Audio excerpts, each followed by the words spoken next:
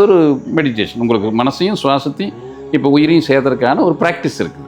உண்ணும் போது உயிரெழுத்தை உயர வாங்கி உறங்கும் போதெல்லாம் அவ்வெழுத்தையாம் பெண்ணின்பால் இந்திரியம் விடும்போதெல்லாம் பேணி வளம் வந்து மேல் நோக்கி அவத்தில் நெல்லு தின்னும் இலை காய் மருந்தும் இதுவே ஆகும் தினந்தோறும் இப்படியே செலுத்த வல்லார் மண்ணூலி காலம் மட்டும் வாழ்வார் தாமேன்னு அகத்திய பெருமான் சொல்கிறாங்க. இதுக்கு மேலான விஷயம் ஒன்றுமே கிடையாது. அகத்திய பெருமான் முருகப்பெருமானுடைய ஆசி பெற்றவங்க. முருகப்பெருமான் சிவத்தினுடைய மக்கனாக இருக்கிறது, சிவமோ பரம்பொருளாக இருக்குது.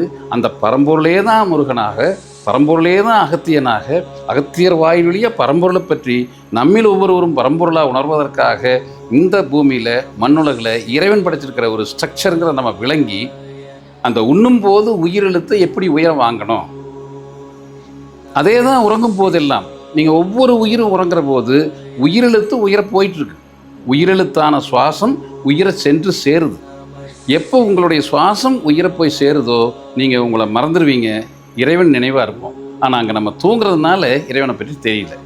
அப்போ தூங்காத போது உயிரெழுத்தை உயர வாங்கி பழகிட்டோம்னா தூங்காத போது தூங்குகிற சுகத்தை அனுபவிப்போம். எது தூங்குகிற சுகமோ தூங்கும் சுகம் அதே பிரம்ம சுகம்ங்கிற சுருதி வாக்கியங்கள் இருக்கிறபடி நீங்கள் தூங்காத போது தூங்கி சுகம் பெற்று பிறவிப்பினியை நீக்கிக்கலாம்.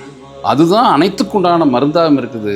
அப்படி அந்த மருந்தை உட்கொண்டு பிறவிப்பினியை நீக்கி மண்ணூலி காலம் மட்டும் வாழலான்னு அகத்திய பெருமான் சொல்லியிருக்காங்க.